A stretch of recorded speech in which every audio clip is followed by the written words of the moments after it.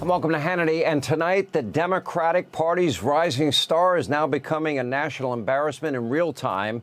In a truly unhinged new video, Congresswoman Jasmine Crockett now trying to circle the wagons around fellow lawmaker Stacey Plaskett after documents revealed her inappropriate ties to convicted child sex predator Jeffrey Epstein. At the same time, Crockett is attempting to smear Republicans, accusing them of accepting donations from Epstein.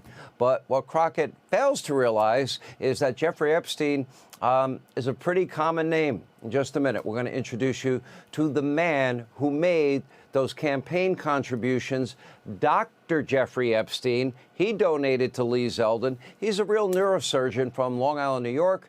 Our friend Stephen A. Smith will weigh in on that. You don't want to miss it. Also, when you thought California politics could not get any worse, think again.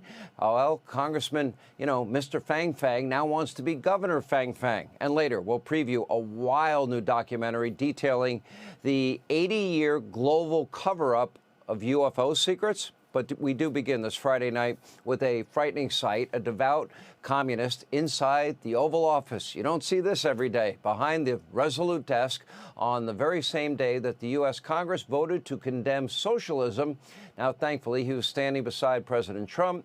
Now, New York City Mayor-elect Zoran, as we affectionately call him, Commie Marxist Mamdani, was there and asked to meet with President Trump. The president graciously accepted, despite some pretty harsh smears leveled by Mamdani on the campaign trail against President Trump. Here's a reminder. Just days ago, you referred to President Trump as a despot who had betrayed the country. You said you would be his worst nightmare and accused him of having a fascist agenda. Are you planning to retract any of these remarks in order to improve your relationship? I think both President Trump and we are very clear about our positions and our views, and what I really appreciate about the president is that the meeting that we had focused not on places of disagreement, which there are many, and also focused on the shared purpose that we have in serving New Yorkers. And frankly, that is something that could transform the lives of the 8.5 million people who are currently struggling under a cost of living crisis, with 1 in 4 living in poverty. And the meeting came back again and again to what it could look like to lift those New Yorkers out of struggle and start to deliver them a city that they could do more than just struggle to afford it, but actually start to live in it. And I've been called much worse than a despot, so it's not that insulting. Maybe I think he'll change his mind after we get to working together. Been called a lot worse. Now, this could be a lesson for Democrats. Now, the president will put aside political differences, work with anyone, anywhere, anytime to make every corner of our country a better place. Take a listen. We've just had a great meeting, a really good, very productive meeting. We have one thing in common. We want this city of ours that we love to do very well. And I wanted to congratulate the mayor. He really ran an incredible race against, a lot of smart people. We talked about some things in very strong common, like housing and getting housing built, and food and prices, and the price of oil is coming way down.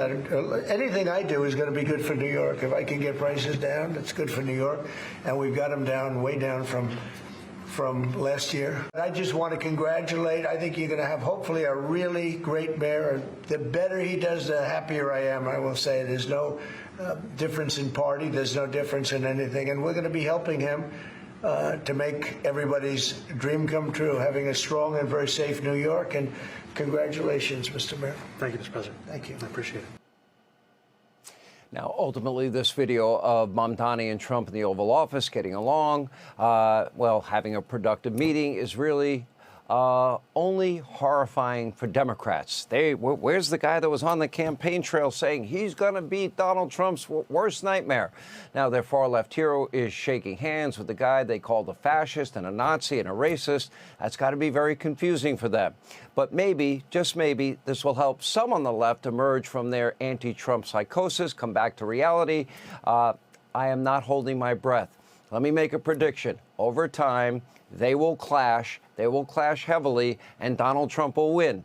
So what went on behind today's closed-door meeting, and will Mamdani revert back to his extremist, Trump-hating, name-calling self when he gets back to New York? Probably. Hey, Sean Hannity here. Hey, click here to subscribe to Fox News YouTube page and catch our hottest interviews and most compelling analysis. You will not get it anywhere else.